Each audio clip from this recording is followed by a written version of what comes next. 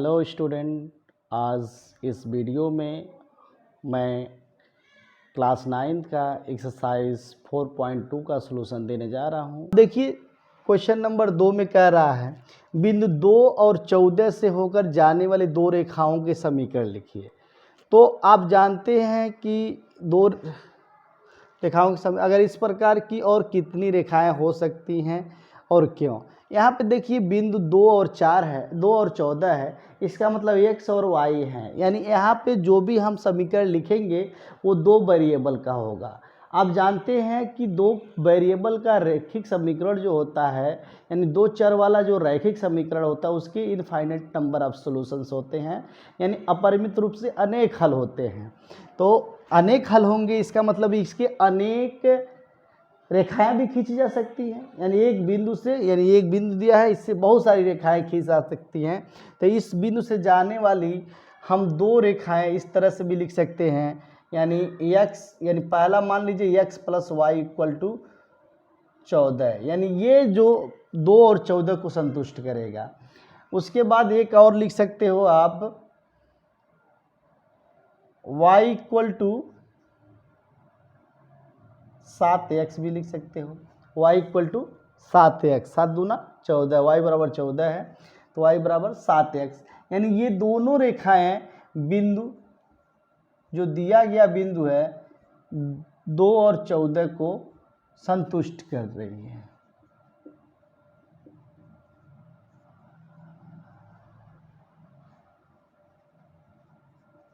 इस तरह से और भी बहुत सारे हम बना सकते हैं जो इस दोनों बिंदुओं को, क्या इस बिंदु को संतुष्ट करें। जैसे अगर एक और हम उदाहरण के तौर पर रखें तो आप लिख सकते हो 15x minus Y equal to 16, आराम से हो जाएगा। यानी x का मान 2 है तो 2, 15 दूना 30, 30 में से 14 घटाएंगे 16 आएगा। यानी ये समीकरण को संतुष्ट। इस तरह से बहुत सारे समीकरण आप लिख सकते हो। तो इसका यही सलूशन है, कहेंगे इस प्रकार की अनंत रेखाएं हो सकती हैं, इस प्रकार की अनंत रेखाएं हो सकती हैं, क्योंकि दो चरवल रैखिक समीकरण के अनंत हल होते हैं। उसके बाद क्या रहा है क्वेश्चन नंबर 3, यदि बिंदु 3, 4 समीकरण 3y equal to ax plus 7 के आलेख पर स्थित हो, आलेख पर स्थित हैं तो a का मान ज्ञात कीजिए। इसका मतलब क्या है, यह बिंदु अगर इसके आलेख पर स्थित है तो a का मान, इसका मतलब क्या है, जो बिंदु दिया हुआ है, यानी दिया गया समीकरण है आपका 3y equal to ax plus 7। बिंदु, चूंकि बिंदु जो दिया है बिंदु 3, 4 दिए गए समीकरण पे है, दिए गए समीकरण पर स्थित है, इसलिए समीकरण को संतुष्ट करेगा, समीकरण को संतुष्ट करेगा, संतुष्ट करेगा। इसका मतलब यहाँ पे बिंदु 3 और 4 है तो x बराबर 3, इसका मतलब क्या है, अब अतः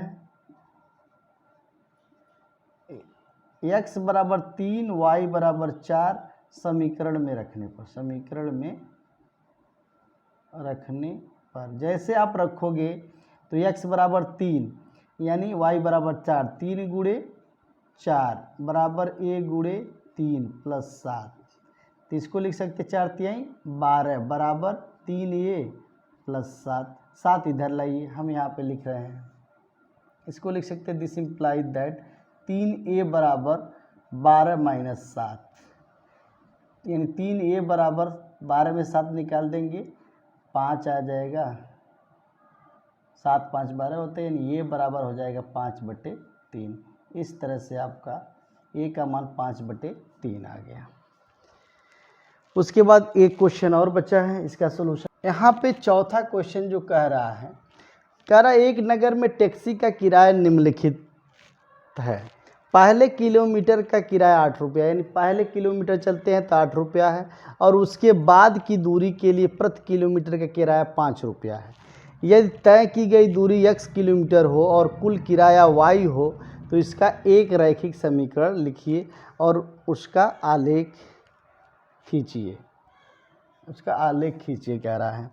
तो दिया हुआ है कि तय की गई दूरी कितना है, x किलोमीटर, यानी दिया है तय की गई दूरी बराबर x किलोमीटर है। तो अगर 1 किलोमीटर घटाने के बाद यानी पहले किलोमीटर को छोड़ दिया जाए तो दूरी कितनी हो जाएगी, यानी प्रथम किलोमीटर को घटाने पर दूरी बराबर हो जाएगा x माइनस 1 किलोमीटर, यानी 1 किलोमीटर हमने घटा दिया तो दूरी कितनी बची, x माइनस 1, यानी 1 किलोमीटर आपने, यानी प्रथम किलोमीटर को घटाने पर आप प्रथम किलोमीटर का किराया दिया है 8 रुपया और उसके बाद 5 रुपया लगता है। प्रथम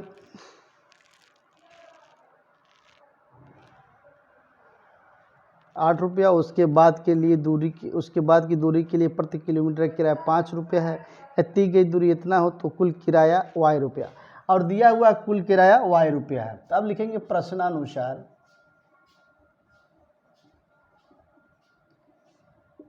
प्रथम किलोमीटर के लिए किराया कितना है, 8 रुपया है। उसके बाद कह रहा है प्रति किलोमीटर के लिए 5 रुपया, यानी 1 किलोमीटर घटाने के बाद जो आपका दूरी बचा है x माइनस 1 बचा है, आप कुल कितना किराया दे रहे हैं, आप y रुपया दिया है, y रुपया, यानी ये हो गया। इसको सॉल्व कर लीजिए, 8 धन 5x माइनस 5 बराबर y।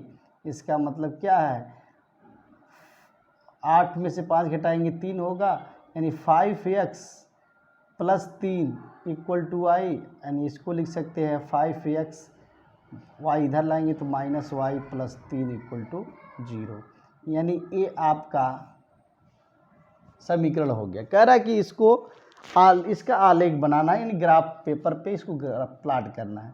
चलिए आइए प्लाट करते हैं, इस ग्राफ पेपर पे कैसे प्लाट होता है। आपका x हो गया और ये y हो गया। पहले हम क्या करेंगे, जो दिया हुआ है उसका हम बिंदु निकालते हैं।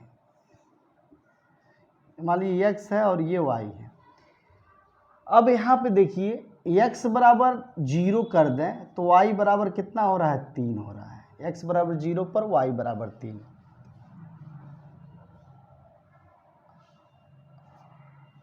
x बराबर 0 पर y बराबर 3 है।